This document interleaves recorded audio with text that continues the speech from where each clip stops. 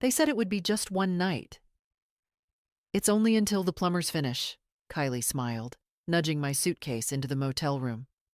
Andrew kissed my cheek with that distracted, guilty air he'd worn since his father died. We'll pick you up in the morning, Mom. Promise. I watched their car pull away through the torn blinds, the taillights disappearing like an afterthought. But I didn't sleep. Something about the way they avoided eye contact, how my wallet had accidentally stayed in Andrew's car, my bones felt it before my mind did. Something was off. The room smelled like bleach and mildew, with a TV bolted to the dresser that flickered when I tried the remote. I didn't even bother unpacking. I'd only brought a weekend bag, a few essentials, one change of clothes, my medications, and the thick envelope of documents I never left the house without. At least I had that. Birth certificate, deed to the house, bank statements. I kept them in a zippered pouch, a habit from decades ago when I learned never to trust anyone with the paperwork of your life. In the morning, I opened the curtain to the sight of an empty parking lot. No Andrew, no Kylie, no phone call. I picked up the motel room phone. It was dead. No dial tone. I reached for my cell. It was still on the nightstand, charging. No service. That's when I noticed the envelope was gone. The pouch. The papers. Gone. I tore through my bag, through the drawers, under the mattress like a madwoman. Nothing. My heart thumped in that heavy, unsteady way it had ever since the bypass surgery. I had my pills, thank God, but no ID, no cash, no cards, no documents. Just a woman alone in a polyester dress and yesterday's makeup. I went to the front desk. The girl behind the counter looked like she couldn't be more than 20, chewing gum with indifference. Hi, I was dropped off here last night. My name is Margaret Delaney. I think there's been a mistake. My son was supposed to pick me up. She blinked at me, tapped her keyboard. No reservation under that name. I checked in yesterday. You were a walk-in, paid cash, no ID. I stared at her. That's not possible. My son made the reservation. He brought me here. She shrugged. You're checked out, as of 9 a.m. I'm still in the room. Room's been reassigned. I need to make a call. My son. No phone service today, she said, already turning away. Try next door. They've got a diner. I stumbled into the sunlight like a woman drunk. I was 74 years old. I'd never once been arrested, never missed a mortgage payment, never borrowed what I couldn't repay. I raised Andrew by myself after Harold died, worked 2 jobs while getting him through school. And now I stood outside a dingy motel, treated like some vagrant who'd overstayed her welcome. At the diner, the waitress let me use the landline. I dialed Andrew first. It rang 3 times, then went to voicemail. I didn't leave a message. I tried again. Same thing. Then Kylie. Her phone went straight to voicemail. I called the house phone. Disconnected. It took me 2 bus rides and 1 long walk to reach our street, my street, Chestnut Avenue, where we'd lived since 1983. My roses were still blooming along the walkway, my hydrangeas overgrown, in need of pruning. I smiled a little, despite everything. Then I reached the door, and my key didn't work. I stood there, dumbfounded, trying it again and again until the key bent. I knocked, then rang. Nothing. Finally, a neighbor emerged, Janice McCready from across the street, the one with the yappy dog and the forever linty sweaters. "Oh, Margaret," she said, clearly flustered. "Janice, do you know what's going on? My key. I'm not sure I should. Andrew said you were moving out, that you were, relocating to assisted living near the coast. Said you'd left already." I felt the blood drain from my face. "What?" "That moving truck came yesterday morning. I saw them take out your things. I assumed Margaret, are you all right? I turned away before she could touch me. I walked around the house. The back door had a new lock. The garage code panel was gone. Every window shut tight. Even my bedroom curtains had been replaced. White blinds, cold and unfamiliar. I stood in the garden for a long time. I wasn't crying. Not yet. I was calculating. I knew where Andrew banked. I knew the notary who'd helped me draft my will.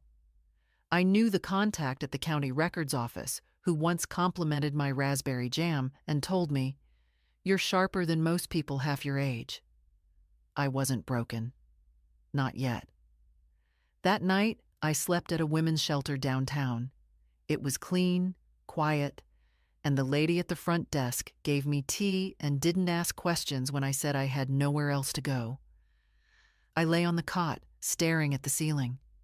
My body ached, and the cold seeped into my knees, but I was already planning. Tomorrow, I'd start with the bank, then the notary, then the county. I might be 74. I might be tired.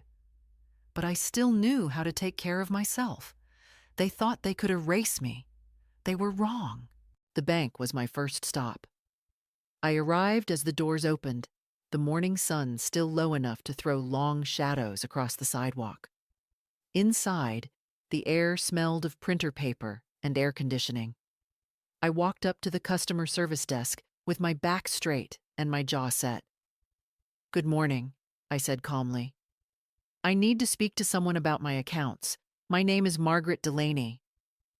The young woman behind the counter smiled professionally. "Do you have your ID, Mrs. Delaney?" "No," I said. "It's been stolen." She hesitated. "I'm afraid I'll need some form of identification." "I've been a customer here for 40 years, I interrupted. "I opened my first account when you were in diapers. You'll find my face on the anniversary wall behind you, third from the left." She glanced, unsure. "Let me get the branch manager." His name was Eric. He'd started working at the bank about a decade ago, when he was fresh out of college and still unsure how to tie a tie. I'd given him a mint one day when he looked pale, and ever since he'd called me Mrs. D with a fondness that felt genuine. He came out from behind the frosted glass office, his smile faltering a little when he saw me. "Mrs. Delaney," he said, stepping forward. "Everything okay?" "No," I said. "I need to know what's been done to my accounts. I suspect someone has acted on my behalf without my knowledge." He looked at me, then gestured to the office. "Come on in." Behind the closed door, I sat while he pulled up my information. "There was a recent update," he said slowly, eyes scanning the screen. "Your son, Andrew, brought in a notarized power of attorney. It grants him full access." I felt the floor tilt slightly. "When?" "3 days ago. That was the day they dropped me off." "I didn't authorize anything," I said. Eric looked uncomfortable. "The document was notarized. We keep a copy on file." "Then I want to see it." He hesitated, but printed the pages. There was my name, my signature, except it wasn't mine. It mimicked my cursive, but it was too smooth, too careful. I never put that little loop in my G's, and I never, ever dotted my I's with a circle. "Forgery." "They forged it," I said, placing the paper down with shaking hands. Eric exhaled. "Mrs. Delaney, if you suspect fraud, we can escalate this, but it will require a formal complaint. We'll have to freeze the accounts temporarily while we investigate." "Do it." "Are you sure?" "It will cut off all access, including your son's." "That's the point." He nodded, began typing. As he worked, I stared out the office window at the cars driving past. One of them, I imagined, might be Andrew's. Maybe he was on his way to another meeting about selling my house. Maybe he was sipping a latte and telling someone how confused I'd become in my old age. Maybe he thought I'd give up. When Eric finished, he turned to me. "I'll flag everything," he said, "and I'll contact our legal team, but you'll need to file a police report. And you should speak to an attorney." "I already have someone in mind," I said. Next was the notary's office. Not the one Andrew had used. I didn't know who that was yet. But the one I trusted. Donna LaRue. She'd notarized my will, my house deed, my durable medical power of attorney. She knew my real signature like her own. Donna took one look at the forged paper and snorted. "This isn't your handwriting," she said, pointing. "And this stamp isn't real. The notary ID doesn't match any active in the state." I blinked. "You're sure?" She nodded. "It's a copy-paste job. A cheap one, too. I've seen better forgeries from high school pranksters." I stared at the paper again. My name, a fake signature, a fake stamp. They really thought I wouldn't notice. "They think you're old," Donna said gently. "They're counting on people not believing you." "But you believe me." "I always have." I left her office with copies, affidavits, and an appointment with a lawyer Donna recommended, a sharp woman named Lynette Reyes, who'd once sued a nursing home chain into bankruptcy. But by the time I reached the county building to check on the house deed, I was starting to feel the weight of it. My body ached. My legs throbbed. I hadn't eaten all day. Still, I went in. I gave the clerk my name. She typed, clicked, frowned. "There was a transfer filed yesterday," she said. "Property reassigned under joint ownership, Margaret Delaney and Andrew Delaney." I closed my eyes. "Was there a witness?" "Yes." "Was I present?" The clerk looked uncomfortable. "I'm not allowed to say, ma'am, but you can file a contest. You'll need to speak with the assessor and submit documentation." "Then give me the forms." That night, I slept in a shelter again. A different one this time. Quieter. A volunteer offered me a cup of soup. I drank it slowly, letting the warmth spread into my hands. They thought I'd crumble. They thought I'd be too old, too confused, too tired to fight. But they forgot who I am. They forgot I raised a son, built a life from scratch, balanced checkbooks when every dollar mattered, stood in line at the DMV with a sick baby on my hip and a bag of groceries in the other arm. They forgot I'm Margaret Delaney, and I'm not done yet. The next morning, I woke before dawn, my body still aching from the cot, and my nerves sharpened to a point. I sat on the edge of the mattress and stared at my hands in the dim shelter light. They were thinner now, more veined than I remembered, but steady. I could still trust them to hold a pen, to write my name the right way, to open doors no one expected me to find. By 8:30, I was standing outside Lynette Reyes's office. It was in a modest brick building downtown. No flashy sign, just her name in small letters on the glass. That told me enough. Lawyers who win don't need neon to say so. Inside, her assistant, a crisp young man named Cody, offered me coffee and helped me fill out a basic intake form. He didn't flinch when I said I didn't have ID. "We'll fix that," he said simply, and ushered me into Lynette's office. Lynette looked like someone who could make a judge nervous with one raised eyebrow. Mid-50s, no-nonsense face, gray streaks in her bun like bolts of lightning. She stood to shake my hand. "Margaret Delaney, Donna called me about you. Said you've got a forged POA and a family with boundary issues." "I've got more than that," I said. "I've got a son who dumped me in a motel, cleaned out my house, and forged my signature to take over everything." She nodded once. "Start from the beginning." So I told her. The motel, the missing documents, the fake power of attorney, the revised deed, the bank accounts. She didn't interrupt, just made notes, asked for dates and names. When I was done, She leaned back and exhaled slowly. "This is a full-on case of elder financial abuse," she said. "You're lucky you caught it early.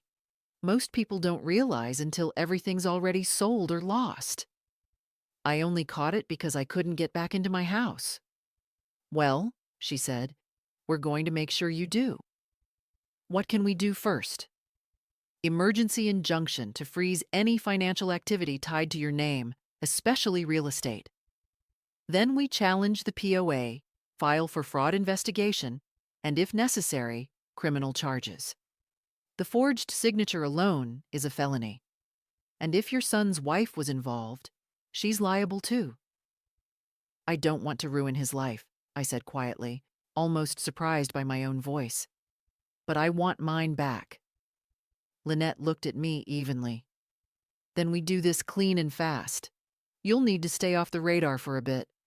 If he finds out you're moving legally, he might try to sell the house or empty accounts before we freeze them." "I've already frozen the bank accounts," I said. "The manager was an old friend." "Good. You're ahead of the curve." She handed me a packet of papers and a schedule for the week ahead: affidavits to sign, hearings to prepare for, evidence to collect. Then she paused. "Margaret, do you have anywhere safe to stay?" I shook my head. "Shelter downtown. It's clean enough." Her eyes softened just for a second. "Give me a moment." She stepped out. A few minutes later, Cody came back in with a note in hand. "We've arranged for a temporary apartment through a partner nonprofit," he said. "It's small, but safe. Rent-free. Just until we get things sorted."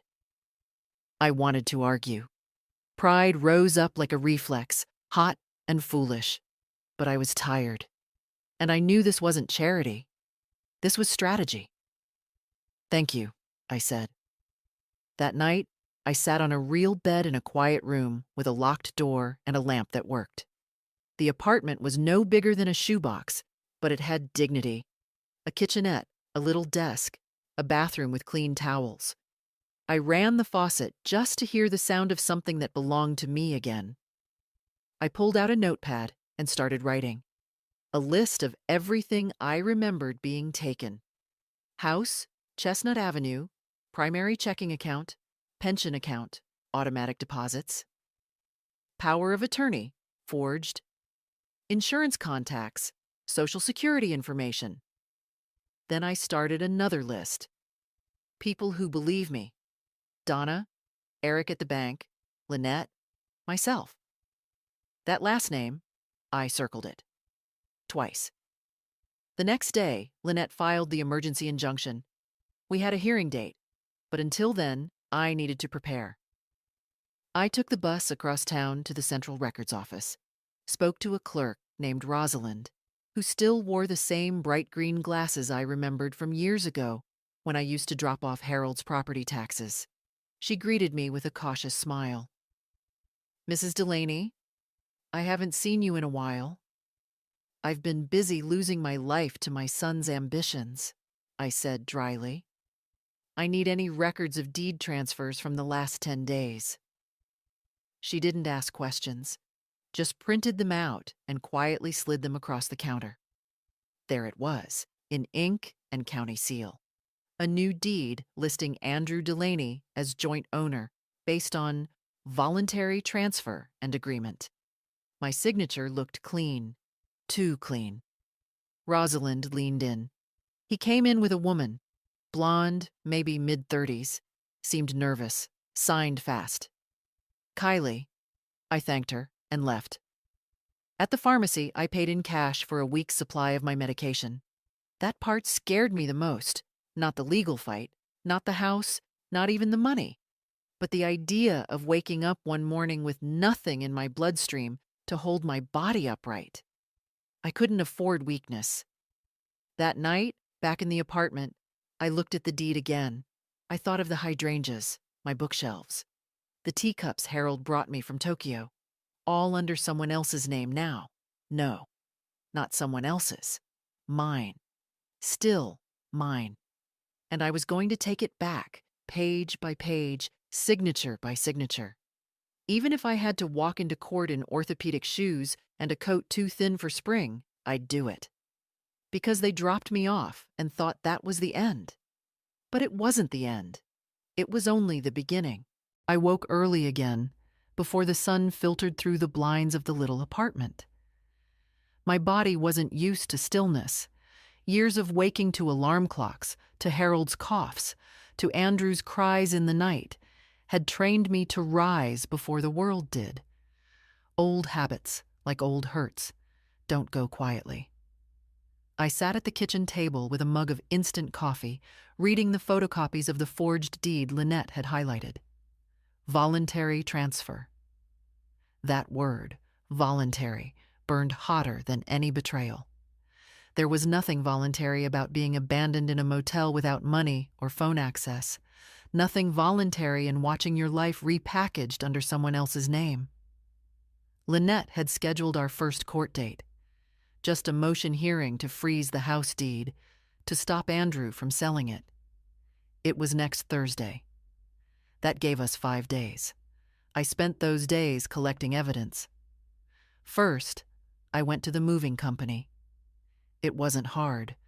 There's only one major outfit in our part of town. The girl behind the counter was wary at first, but when I explained who I was and what I needed, she softened. "Your son said you were already in assisted living," she said, tapping her keyboard. "Said you'd signed everything over." "He lied." She blinked, then quietly printed the service order and invoice. Andrew's name was on every line. His signature again, clean, neat, nothing like the quick strokes I'd seen on his birthday cards since he was 10. Next, I visited the local post office. The mail forwarding slip was there too, signed electronically, redirected to a P.O. box, not even to his own home. "He said it was temporary," the clerk explained. "Didn't mention you at all." Each lie stacked on the next like kindling. I wasn't angry anymore. I was precise. There's a difference. Lynette met me that Friday afternoon to go over what I'd found. She was pleased. "This paints a pattern," she said. "Intentional misrepresentation. He didn't just act without your consent. He tried to erase your presence from every document." "He wants my house," I said. "And my silence." "Well," she smiled, "he can't have both." Saturday, I returned to the street where my house stood. I took the bus again. No car, no taxi, just the city at my back, and a tote bag filled with records on my arm. I didn't plan to go inside. I just wanted to see it. But something caught my eye from the sidewalk. A van in the driveway. The back doors open, men hauling in large cardboard boxes. One of them had "Stagecraft Interiors" printed across the side. I stepped closer. Kylie stood on the porch, clipboard in hand, telling one of the workers where to place a faux marble pedestal in the living room. I saw it through the open door. They were staging my house. They were preparing it for sale. I walked up the lawn like I belonged there, because I did, and stopped at the base of the porch. Kylie's face went pale when she saw me. "Margaret," she said, with that fake bright voice people use when they don't know who's watching. "What a surprise." "This is my home," I said calmly. "And I see you're redecorating." She straightened. "Well, it's under new ownership now. Andrew and I thought it would be best to freshen things up. You always said the curtains needed changing." She laughed lightly. "I didn't." "Does he know I'm here?" "He's at the office. Can I help you with something?" I looked past her. A man carried out my antique mirror, the one I'd inherited from my grandmother. "Tell your husband," I said, "that his mother is not a memory. She's a witness, and she's coming home." Then I turned and walked back down the sidewalk, the weight of that moment settling into my spine like steel. The following Monday, Lynette submitted a cease and desist letter to the real estate agency. The staging company received an order to halt all work. A warning was filed with the county clerk's office. We had stopped the train, but we hadn't turned it around. That night, I found myself on the phone with someone I hadn't spoken to in years. Agnes, an old friend from my church days. We'd lost touch after Harold died. She picked up on the second ring. "Margaret?" she said, disbelief laced with hope. "Hi, Aggie." We talked for hours, about everything and nothing. She told me her knees were worse, that her daughter had finally married, that her grandson had flunked out of college but taken up painting. I told her. Just enough. "They tried to erase me," I said softly. "They picked the wrong woman," she replied. And I believed her. The next morning, I took a cab to the courthouse and sat in the records office lobby for nearly an hour, waiting to speak to a clerk about an older version of the house deed. I wanted every trace of what belonged to me. As I sat, a woman walked in. Mid-30s, tight ponytail, heels too sharp for comfort. Kylie. She hadn't seen me. She walked up to the front desk and whispered something. The clerk pulled up a file. Kylie leaned over the counter, brows drawn together. Her voice rose slightly. "It's urgent. The sale is scheduled." Then she turned and saw me. Our eyes locked. I didn't blink. She turned pale again, then spun around and left. I watched the door swing closed behind her, watched the clerk look at me, uncertain. "You know her?" he asked. "She's trespassing on memory," I said quietly. "But I'm reclaiming it." Back in the apartment that night, I opened the little window above the sink. The air smelled like spring rain and pavement. I boiled water for tea, took my shoes off slowly. There was a knock at the door. I opened it. And there stood Andrew. He didn't speak at first. Just stood there, his face unreadable, his hands shoved deep in his coat pockets, like a boy caught doing something wrong and hoping to charm his way out of it. Andrew had always looked like Harold. Same sloped shoulders, same deep-set eyes. But there was something brittle now about the way he held himself. Like the lies had started to calcify under his skin. "Mom?" he said finally. I didn't answer. I left the door open and walked back into the apartment. If he wanted to talk, he could follow. He did. The place looked smaller with him in it. His presence, his cologne, even the click of his expensive shoes on the linoleum felt too large for the walls. I sat at the table. He remained standing, glancing around like he didn't quite know how to exist in a room that wasn't curated by a decorator or staged for approval. "This is where you're living now?" he asked. "For now," I said. "Until the court hears my case." He flinched slightly. "You didn't need to go that far." "No," I said. "You didn't need to go that far." Silence stretched between us. Finally, he sighed and ran a hand through his hair. It was grayer now than I remembered. Stress. Or maybe just time catching up to both of us. "I didn't mean for it to go like this," he said. "Kylie, she thought it was the best solution. The house was too much for you. You were forgetting things." "I wasn't forgetting anything," I snapped.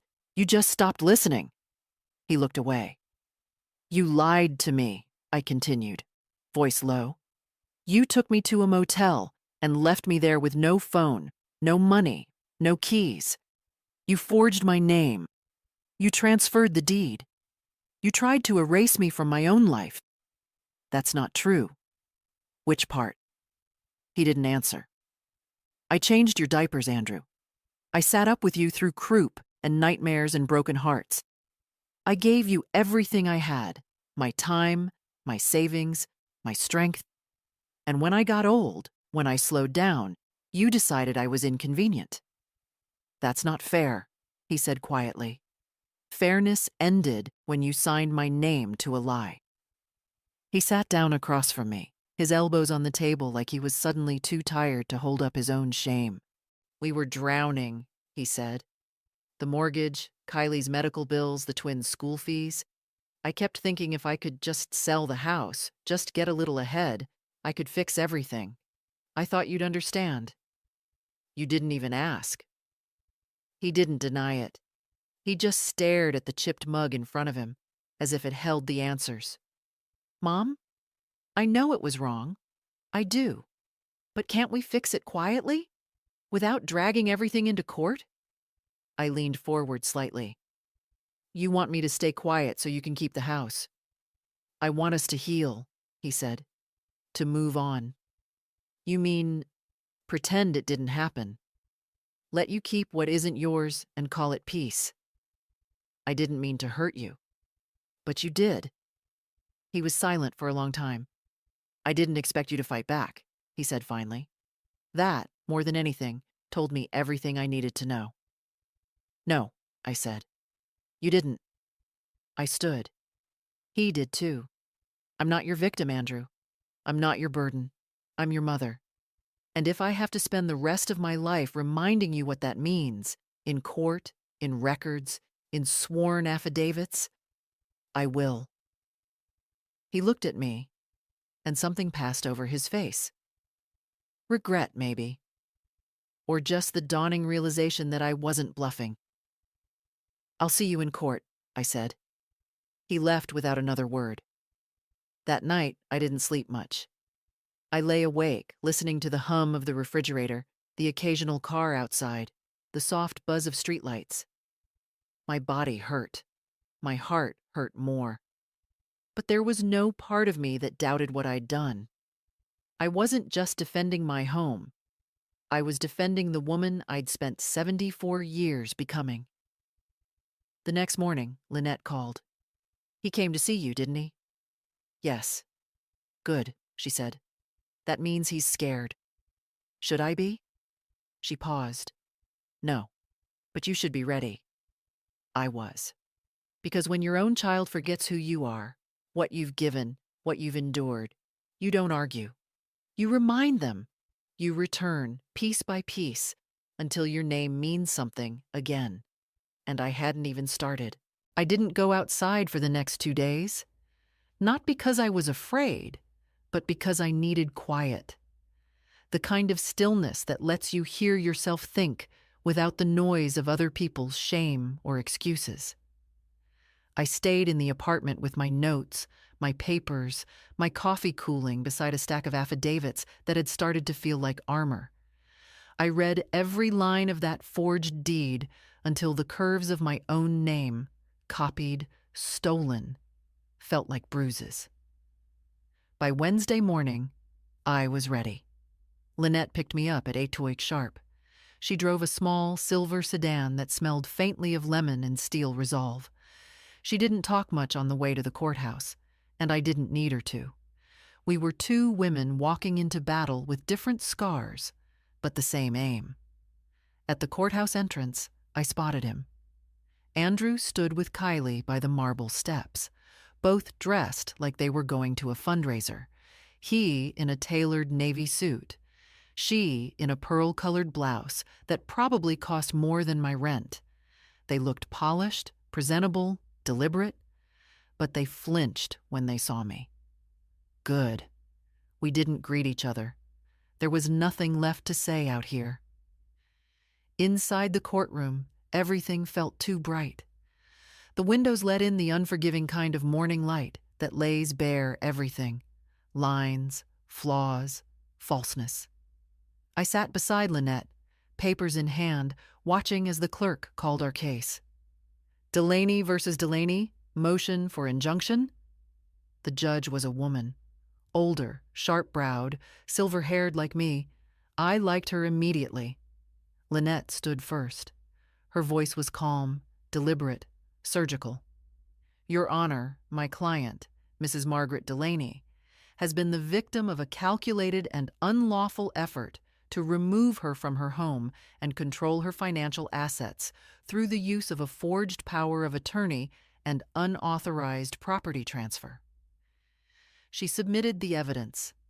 Bank statements, the fake signature, Donna's affidavit, Rosalind's witness statement. Each item passed across the clerk's hands like stones building a wall between me and the lie Andrew had built. Kylie shifted beside Andrew, her arms folded tight. Andrew's jaw clenched every time Lynette said the word fraud. Then it was their turn. Their lawyer, a man too slick by half, with hair like plastic, rose with a smile that didn't reach his eyes. "Your Honor," he began, "this is a family matter, not a legal one. My clients acted with concern and good intentions. Mrs. Delaney has shown increasing signs of forgetfulness and confusion. They believed she would be safer in assisted care." He turned to me, the performance thick in his voice. No one wanted to hurt her. I met his gaze head on. I didn't blink. The judge held up the document. "This signature," she said, "is already under forensic review." The lawyer nodded. "If it was misunderstood—" "It's not misunderstood," the judge interrupted. "It's contested. There's a difference." Silence. The room held its breath. "I'm issuing a temporary injunction," she said. "All sales activity related to the property will cease immediately. No access to funds without this court's approval. We'll schedule a full hearing to determine the validity of the transfer and the power of attorney." I exhaled slowly. "Mrs. Delaney," the judge added, turning to me, "I recommend you retain possession of any personal documents and belongings you still have, until we sort this out." "I intend to," I said. The gavel struck. Outside the courtroom, Andrew caught up with me. "You didn't have to do this, Mom. You're making a scene." "No," I said. "I'm making a stand." Kylie looked like she wanted to say something, but didn't. Maybe she sensed that nothing she offered would sound right. Not now. Not after the judge's tone. Not after the paper trail we'd laid down piece by piece. Lynette and I walked away. Back in the apartment, I hung my coat carefully, then sat at the little table where all of this had begun. Just me, a mug of coffee, and the sound of my own heart beating slow and certain. I didn't feel triumphant. Not yet. But I felt something I hadn't in weeks. Real. Visible. Present. That night, I pulled out a photo album I'd managed to grab before everything fell apart. I flipped through the pages slowly. Andrew in a dinosaur costume. Me holding a cake shaped like a volcano. His first day of school. His college graduation. A younger me with tired eyes and proud hands. I wasn't perfect. But I had been there. For everything. Now, for once, I was going to be there for myself. The battle had only just begun. But I wasn't backing down. The apartment felt smaller the next morning, not because it had shrunk, but because the weight I'd carried into it had grown lighter. There's a strange kind of energy that comes after the first real pushback, a sense of motion, like a train finally creaking forward on rusted tracks. I wasn't anywhere near the end, but I wasn't standing still anymore. I went back to the bank that afternoon, this time not as a woman asking for answers, but as a client reclaiming control. Eric met me at the entrance. "We saw the court's order," he said, ushering me inside. "I've already flagged the accounts and suspended all activity under the disputed POA. Your funds are secure, Mrs. Delaney." I nodded. "Thank you, Eric. But I'd like to do more than secure. I want to reset." He looked up. "I want to close every joint account Andrew has access to. I want new cards, new passwords, new signatures. Everything." He didn't hesitate. "We'll get started right away." We sat together for nearly an hour. I signed forms, answered security questions, re-established myself line by line. It felt like peeling off layers of someone else's decisions until I found my own voice again. "I'm also going to need to open a separate trust," I added, for a future transfer. Eric didn't ask what it was for. He just nodded and slid the forms across the desk. By the time I walked out, the sun had already begun to set. The sidewalks were bathed in gold, and for the first time in weeks, I allowed myself to slow down. To breathe in the evening without bracing for a call or a new betrayal. Back at the apartment, a letter was waiting in my mailbox. Typed envelope, no return address. Inside, a note, folded neatly. "Mom, please call me. We need to talk. Things got out of hand." No signature, but I recognized the handwriting. Andrew's. Smoother than it had been in college, but still his. Still trying to sound calm when things cracked. I placed the note on the counter. Did he want to apologize?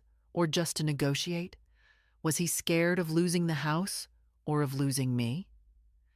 The next morning, I went to see Donna. She'd agreed to help me draft a formal statement for the court. Something personal from my own words, describing what had happened. Her office was warm with the smell of paper and cinnamon candles. I liked that she kept it cozy. Professional didn't have to mean cold. "I brought notes," I told her. She smiled. "I'd expect nothing less." We sat together for hours, shaping my words into something legal.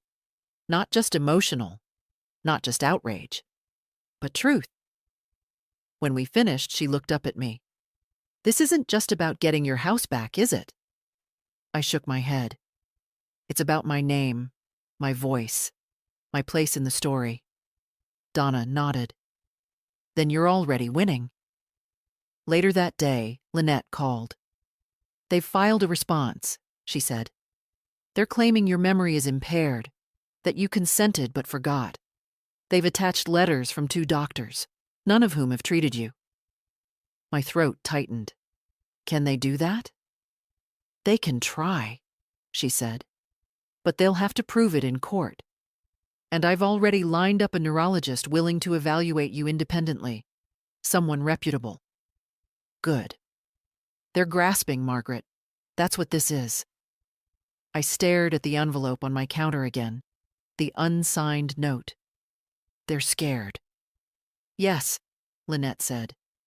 "And when people are scared, they get sloppy. Let them." That evening, I received another visitor. This time, it wasn't Andrew. It was the twins. I opened the door and there they stood. Emily and Ben, my grandchildren. 19, barely adults, eyes full of confusion, and something else I couldn't quite name yet. "Hi, Grandma," Emily said, hesitating. We heard what's going on," Ben added. They came in, sat awkwardly on the couch, glancing around the room like they were visiting a museum exhibit. I made tea, because what else does one do when a broken branch of family reappears? "We didn't know," Emily said, "about the house, about the motel. Dad told us you were moving, that it was your choice. He said you were tired," Ben added, "that you wanted to be closer to the coast." I smiled without warmth. "And you believed him?" They both looked down. "We should have checked," Emily whispered. "We're here now," Ben said. I sat across from them, studied their faces, the same freckles Andrew had as a boy, the way Emily wrinkled her nose when she was nervous. "What happens now?" Emily asked. "I fight," I said simply. "In court, in records, with everything I have left." Ben looked like he wanted to ask more, but didn't. When they stood to leave, Emily hugged me. Tentative at first, then tighter. "You don't deserve this," she said. "I know," I replied. They walked out into the evening, just 2 kids caught between love and loyalty. And maybe, just maybe, that was the first crack in the wall Andrew had built around the truth. As I closed the door behind them, I whispered the same thing I'd told myself in the mirror that morning. They forgot who I am. But I haven't. The day of the psychological evaluation came with rain. Not a downpour, just that steady, whispering drizzle that paints the streets in gray and makes everything feel slower. I stood in front of the mirror longer than usual that morning, brushing my hair, smoothing my blouse, checking the buttons on my cardigan twice. Not because I needed to impress anyone, but because I knew how this worked. The narrative wasn't about truth. It was about perception. Dr. Evelyn Monroe greeted me at her office door. She was in her early 60s, with kind eyes and a voice like velvet, warm but precise. I liked her instantly. "I've reviewed the petition your attorney submitted," she said as we sat across from each other. "I understand there are concerns about your cognitive function." I gave a tight smile. "Apparently, remembering a forged signature and recognizing your own name makes people nervous." She smiled back. "Let's just talk." And we did.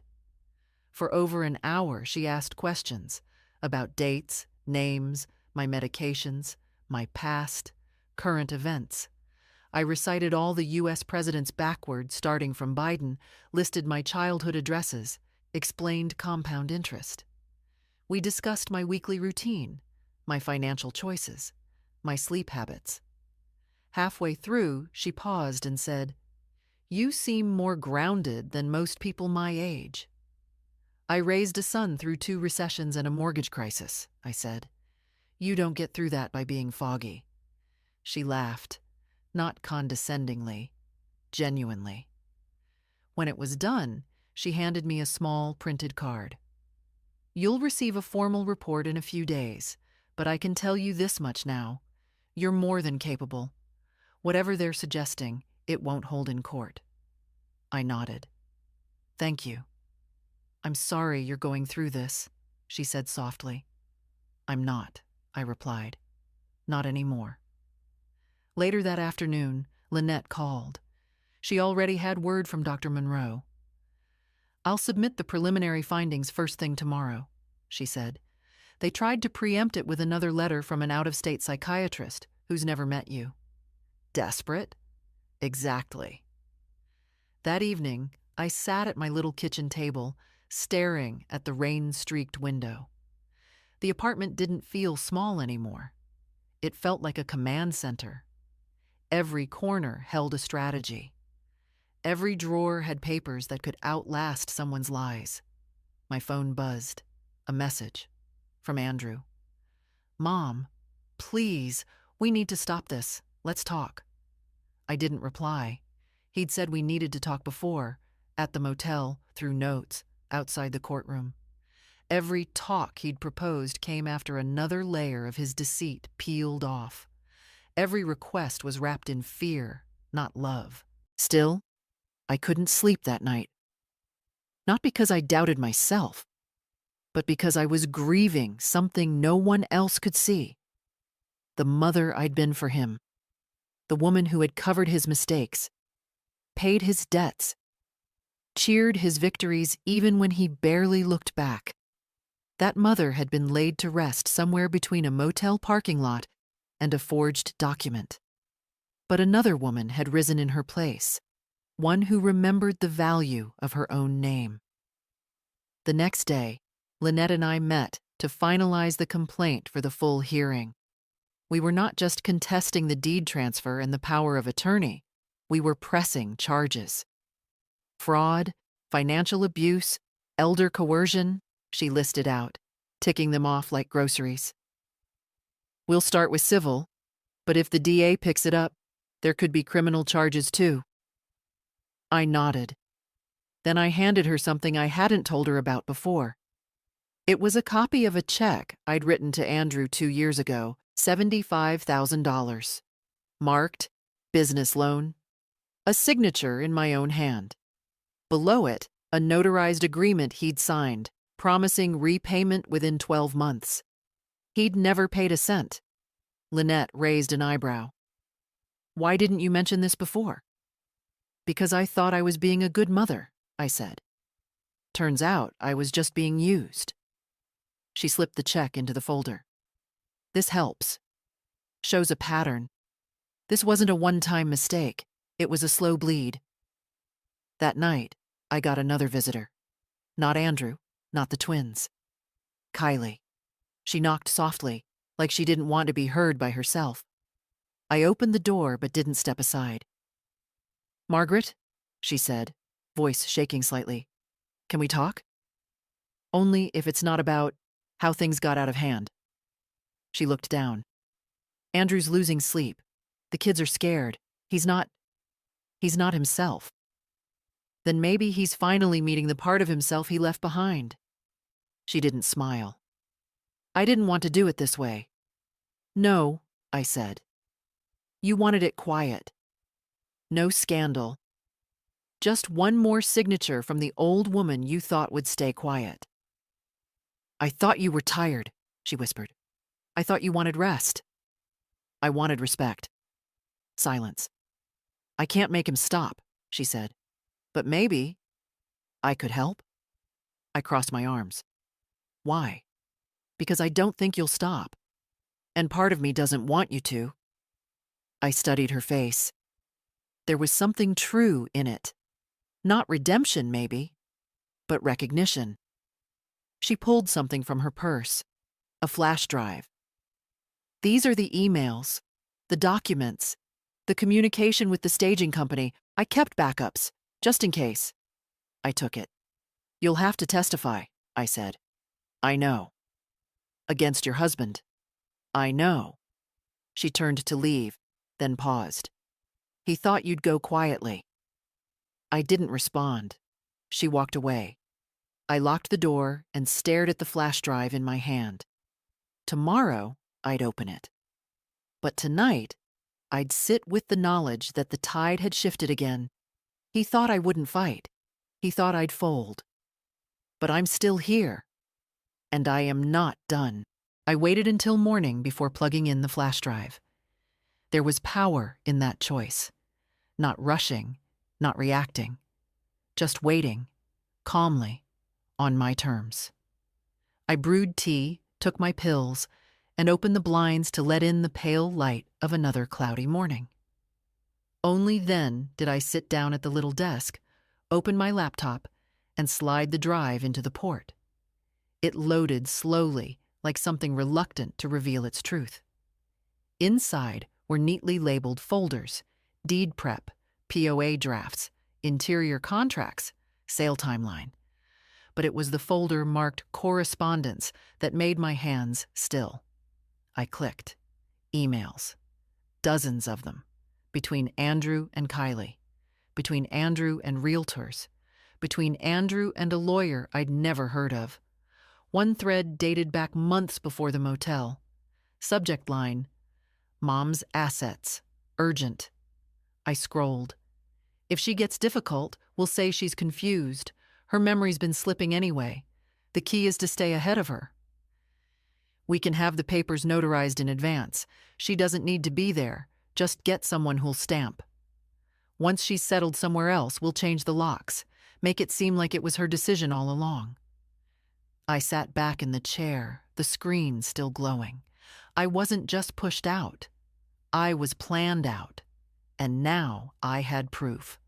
I printed everything. Every email, every timeline, every contractor receipt with Andrew's signature, every date that lined up with the lies he'd fed me. Then I picked up the phone. "Lynette," I said, "we're going to war." She didn't ask questions. "Bring it in. I'll prep the exhibits." That afternoon, we submitted an amended complaint to the court. Intentional deception, fraudulent notarization, asset concealment, and breach of fiduciary duty under the false POA. The judge, Lynette said, would be hard-pressed not to move it toward criminal referral. When I left her office, the sky had cleared, not metaphorically, literally. Blue stretched wide overhead for the first time in what felt like weeks. The city, scrubbed clean by the last days of spring rain, shimmered in sunlight. I walked 2 blocks to the cafe where I used to take Andrew when he was little. He liked the sugar cubes. I always gave him 2. I ordered tea and sat by the window. Across the street was a playground. A little boy chased pigeons while his mother watched, laughing when he stumbled. I wondered what kind of man that boy would become. Who would he blame when things got hard? Who would he expect to clean up his messes? That night, I got another call. Evelyn Monroe, the psychologist. "I finished my report," she said. "It's done and submitted. And Margaret, I went a little beyond?" "What do you mean?" "I included a supplemental opinion on cognitive abuse.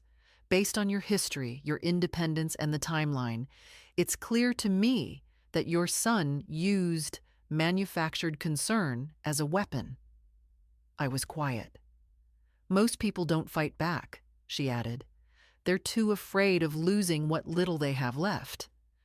"But you're not most people." "No," I said. "I'm not."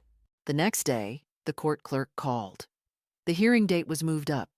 Kylie's testimony had triggered an acceleration of process, especially with the emails now part of the official record. "They're rattled," Lynette told me. "I want them in the room when I speak," I said. "You'll have that." Over the next 2 days, I barely slept. I rehearsed my statement, rewrote it, practiced it aloud. I looked in the mirror and read it to my own reflection. Not dramatic, not sentimental, just facts, steady and sharp, like the truth should be. On the day of the hearing, I wore my navy dress, the one they thought I'd be too old to care about. I put on my mother's brooch, the silver one shaped like a leaf. It had been passed down, not handed over like something disposable. The courtroom was packed. A few reporters, a few spectators. I didn't care who they were. I only watched Andrew. He looked smaller this time, less sure, like the weight of his plan had finally settled onto his own shoulders. Kylie sat beside him, pale but composed. The judge addressed the room, then turned to me. "Mrs. Delaney," she said, "you may proceed." I stood. "My name is Margaret Delaney. I am 74 years old. I was born in this state. I raised my son as a single mother after my husband died unexpectedly at 47. I paid off our mortgage. I paid for my son's education. I never missed a bill." My voice didn't shake. "I was removed from my home under false pretenses. My accounts were accessed using a forged power of attorney. My house was listed for sale without my knowledge. I was labeled confused, too old, too slow to notice. But I noticed." I held up the papers. "I noticed everything, and I am here today to make it clear. I do not give permission. I do not give silence. I do not disappear." The room was so quiet, I could hear the click of the judge's pen when she set it down. Lynette stood. "We rest, Your Honor." The judge nodded. "We'll reconvene in 3 days with a ruling." We left the courtroom in silence. Outside, in the hallway, Andrew caught up to me. He didn't speak right away. Then, "You've made your point." I turned to face him fully. "No," I said. "I've made my line, and you've crossed it for the last time." He didn't follow me. He just stood there, alone. And I walked out, the sunlight waiting, not just on the sidewalk, but in my bones. 3 days later, I dressed slowly. Not because I was nervous, but because I understood the weight of what was coming. You don't step into a room where your life will be decided without pausing, without acknowledging how far you've walked in shoes that weren't always kind to your feet. I wore the same navy dress, the same brooch. But this time, I added lipstick. Not bright, not loud. Just enough. Lynette met me on the courthouse steps. "Today is about clarity," she said.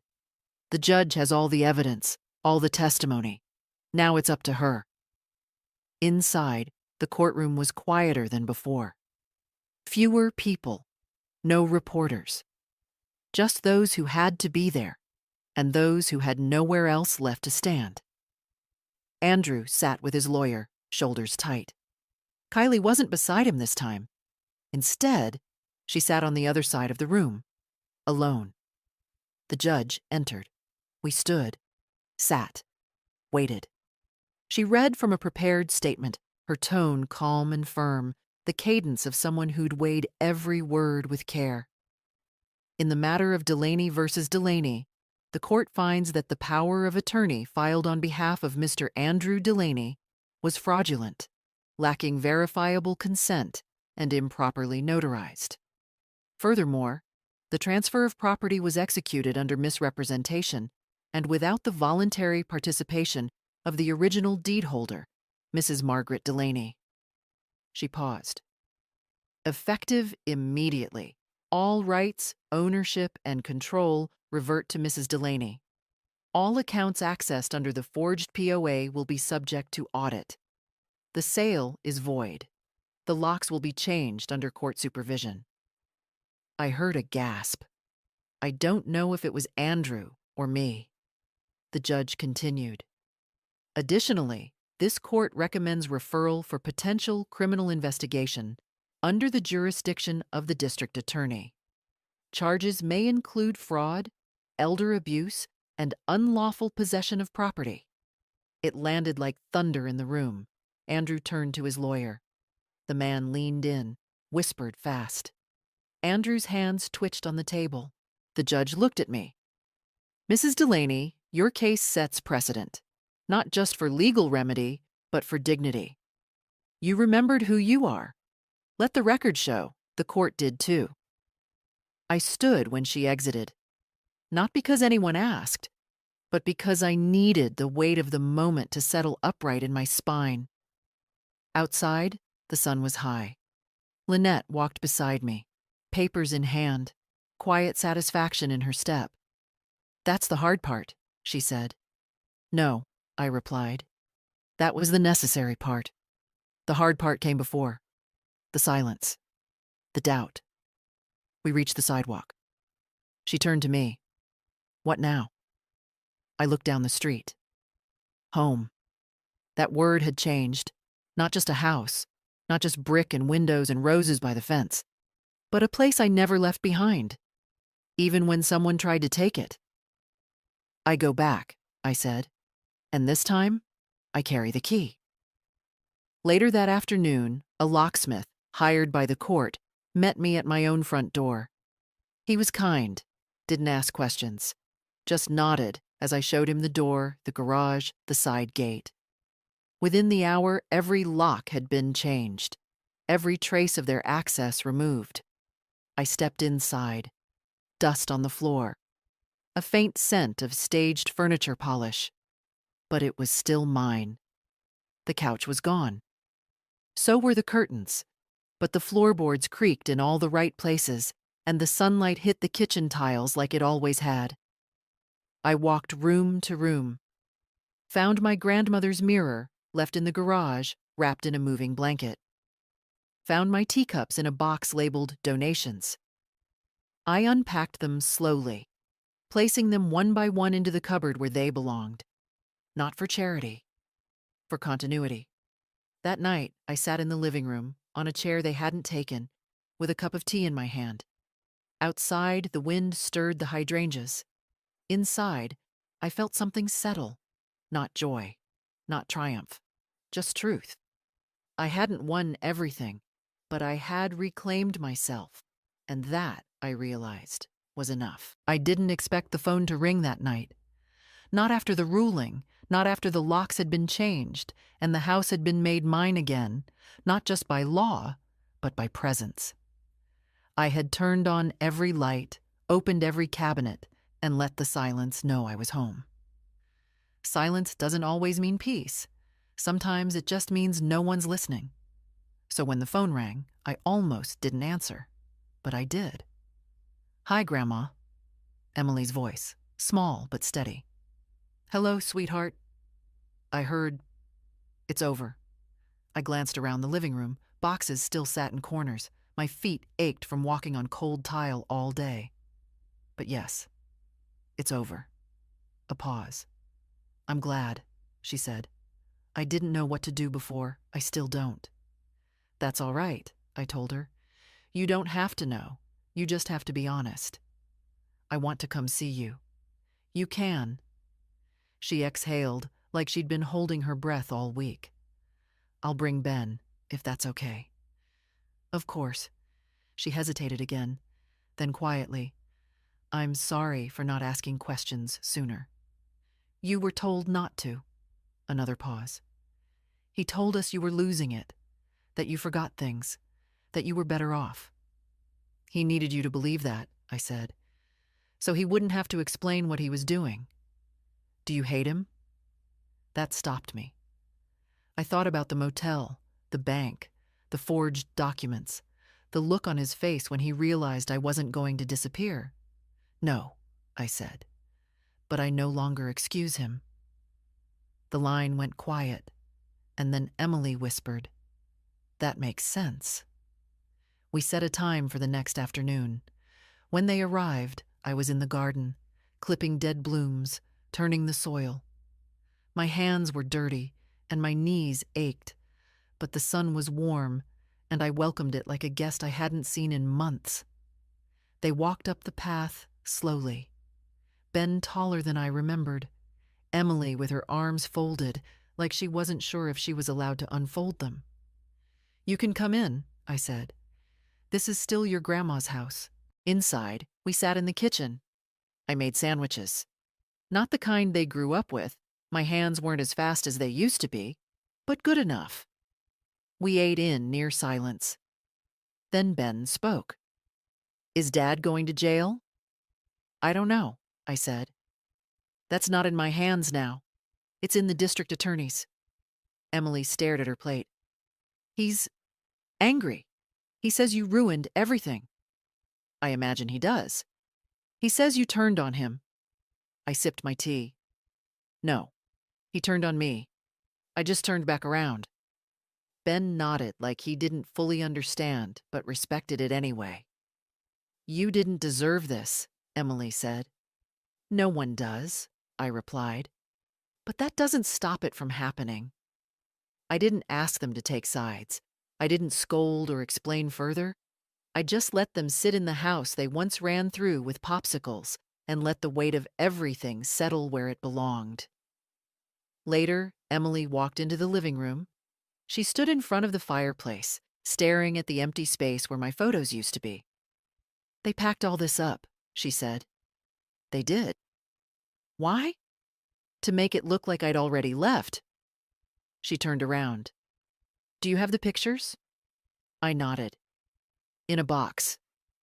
I haven't had the heart to unpack them yet. She crossed the room, opened the nearest box, and began to lift them out. One by one.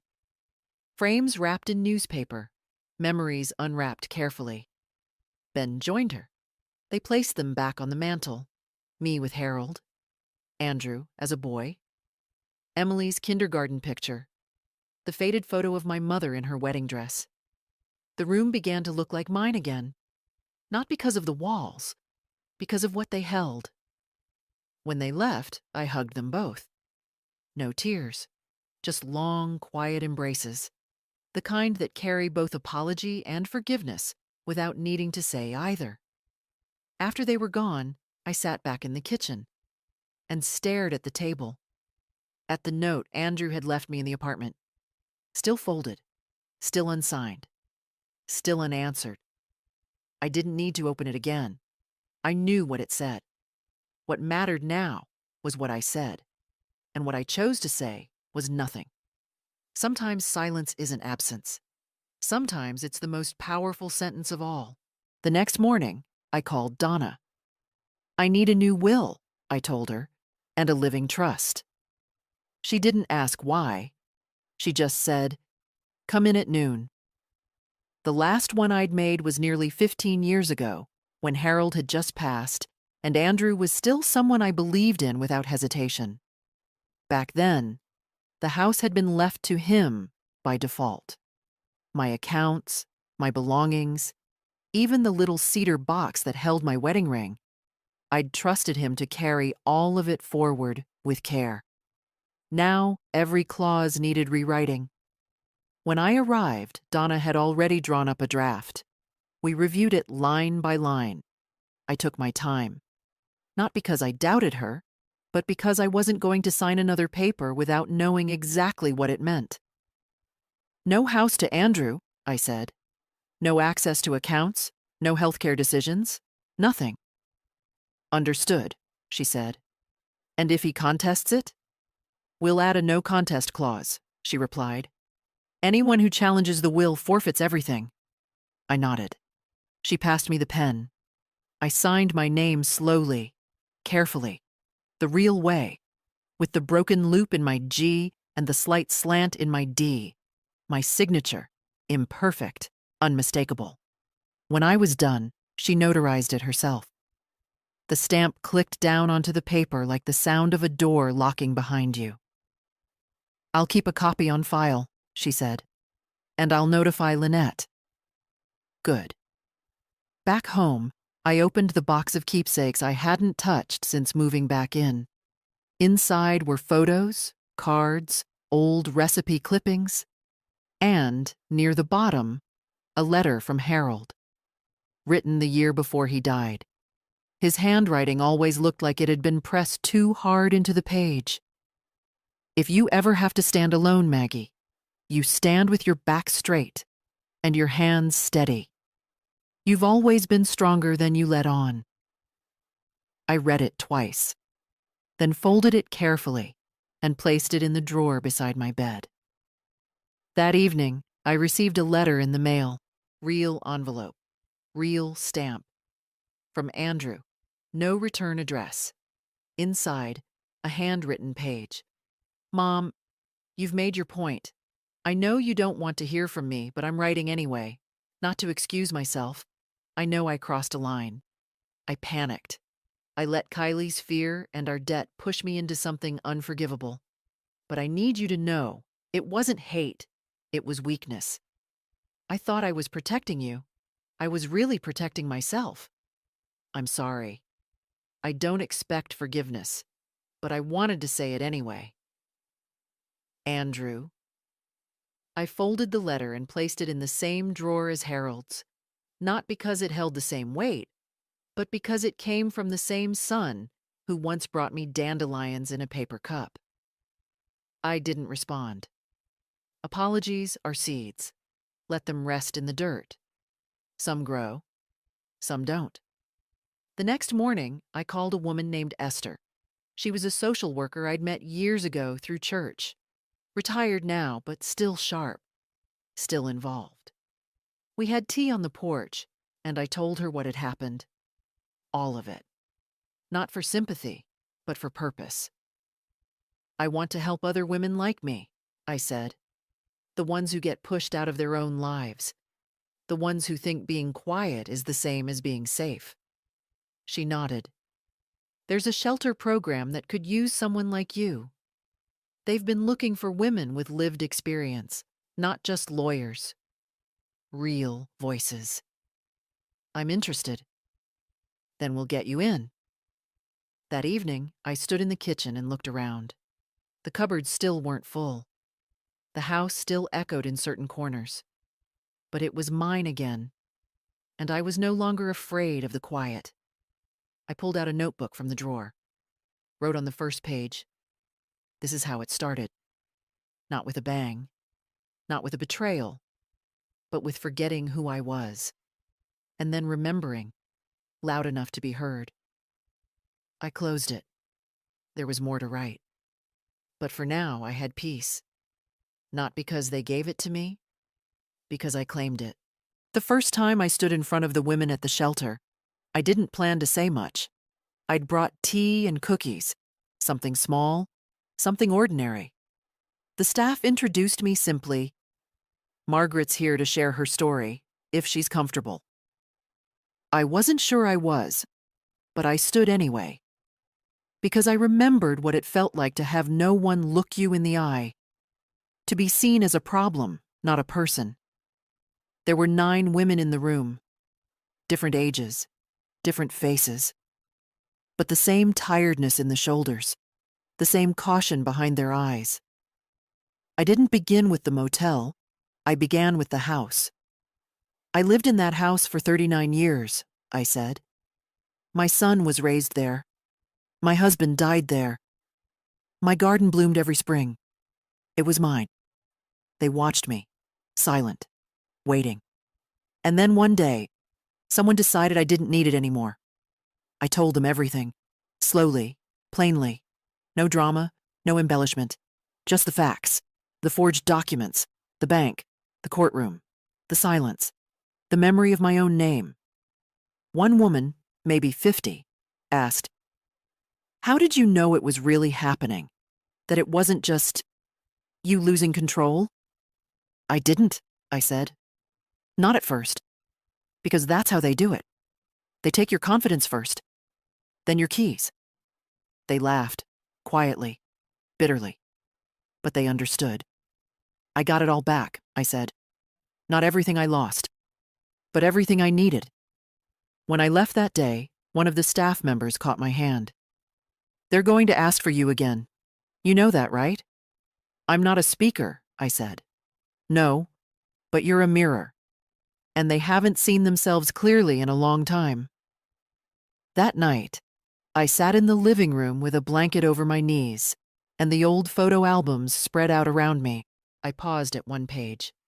Andrew at 7, missing teeth, grinning in front of a Lego tower we'd built together. I remembered that afternoon. He'd called it Delaney Tower and insisted it would last forever. It collapsed the next morning when the cat jumped on the table. I turned the page. Emily, holding a spoon bigger than her face. Ben, dressed like a robot. Their innocence was still intact, still reachable. I knew that now, and I knew something else. This wasn't the end of a story. It was the beginning of my own.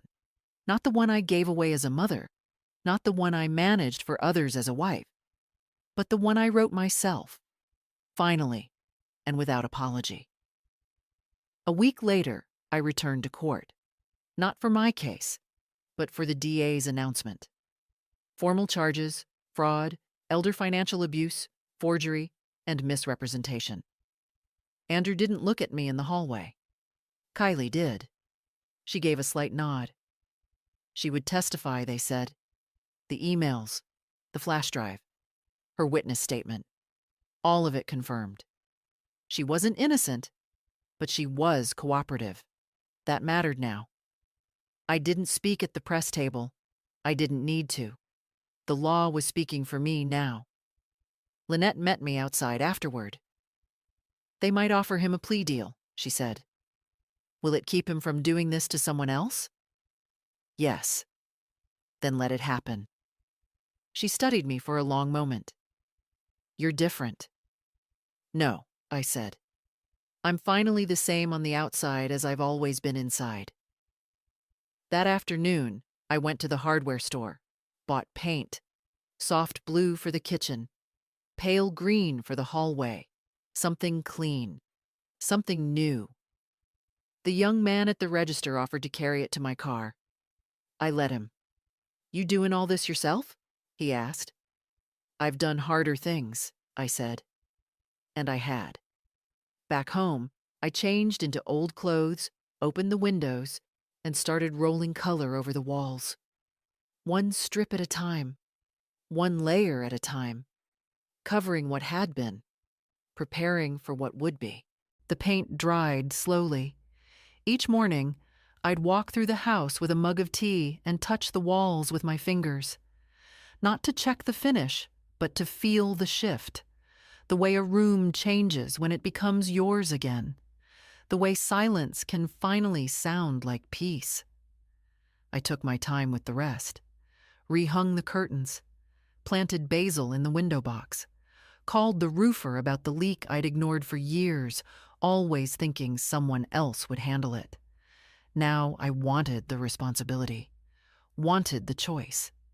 And with every nail hammered back into place, I was reclaiming more than a house. I was reclaiming the rhythm of my own life. Emily started coming on Saturdays. She'd bring pastries, half squashed from the bus ride, and sit at the kitchen table while I cooked. She never asked to help. She just showed up, which was more than anyone had done in years. One day, she brought a man with her. His name was Max. Kind eyes, soft voice, hands that didn't fidget when he sat at my table. He asked about the hydrangeas, and when I told him they weren't blooming this year, he offered to help move the soil. "I'm not here to fix anything," he said gently. "Just to lift where I can." After they left, I sat alone and smiled, not because of him, but because of her. She was finding her own way, just as I had to. And she was doing it with her eyes open. Ben came too, though less often. Always awkward, but always earnest. He brought his sketches once, shyly showing me a portrait he'd drawn of the old house, just as he remembered it before the staging. He'd drawn me standing in the window, watching. "You always seemed like you were thinking something big," he said. "I usually was," I told him. We laughed. That Sunday, I received a certified letter from Andrew's lawyer. Inside, a formal apology. Typed, notarized, stiff with legal language, but clear enough. He admitted to forgery, to acting without consent, to misusing my name and property. The statement would be used in court as part of his plea agreement. There was also a handwritten note, separate. "I don't expect you to forgive me, but I wanted to put it on paper, not for the court, for you. I took something sacred and made it transactional. I thought I was saving us. I was really saving myself from shame. You didn't deserve it. I know that now." "Andrew." I folded it once, placed it in the same drawer as the others. That letter wouldn't be framed, wouldn't be destroyed. It would just live there, quietly, like a wound that healed enough to stop bleeding, but still remembered the pain. That night, I took a long bath. First one since coming back to the house. I let the water rise slow and hot, let it cover my knees, my hips, my ribs. Let it hold me. Not as a rescue, but as a rest. And for the first time in a long while, I didn't think about what had been taken. I thought about what I'd kept. My voice. My name. My will. When I got out, I put on clean clothes and walked barefoot through every room. No music, no television, just the sound of a house that had learned to listen again. I paused in front of the mantel, touched each photo with 2 fingers, whispered the names of the people in them, not for memory, but for continuity. They hadn't gone, and neither had I. At the edge of the living room, I placed something new. A small frame, simple wood, no glass. Inside, the first page of my notebook.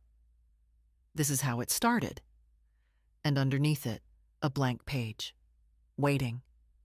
Not for someone else to fill it, but for me. Some days, I forget it ever happened. Not because the pain is gone, but because the story no longer controls the room when I enter it. Now, when I wake up, the first thing I notice is the light. The soft way it leans through the window over my kitchen sink.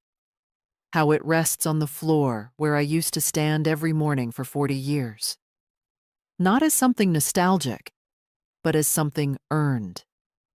I no longer check the mailbox with dread.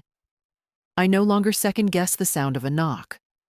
I no longer rehearse my worth in silence, waiting for someone else to name it. I know who I am. The DA accepted Andrew's plea. No jail time, restitution, public record of guilt. Community service, the judge said, in settings that remind him who he tried to silence. I didn't object. I didn't attend the sentencing. Let the system speak for me now. I was done narrating that part of my life. I've moved forward, not moved on, because some things shouldn't be gotten over. Some things should be remembered so they don't happen again. The shelter asked me to speak monthly now. There's a waiting list for my sessions. Women show up early. They bring notebooks. They take notes. Not on my story, but on their own. One of them hugged me last week and whispered, "I thought I was the only one." You're never the only one, I told her. You're just the first to say it out loud. Emily calls every Friday. Ben sends sketches. Little moments come in like sunlight, unannounced but welcome. Kylie mailed me a Christmas card with no return address. I didn't reply. But I didn't throw it away either. And sometimes I still talk to Harold, quietly, not expecting answers, just sharing the air. See what I did? I say aloud. See what I remembered? And in those quiet seconds, I swear I can feel him smile. There's no revenge in what I did, no great cinematic twist, just dignity. Picked up piece by piece, just truth, spoken without apology. And just a woman, older now, stronger still, who learned that the most dangerous lie isn't the one they tell about you, it's the one they convince you to believe. So if you're reading this and you've felt it, whatever it is, know this. You are not a burden. You are not a ghost in someone else's story. You are not done. Stand up. Say your name.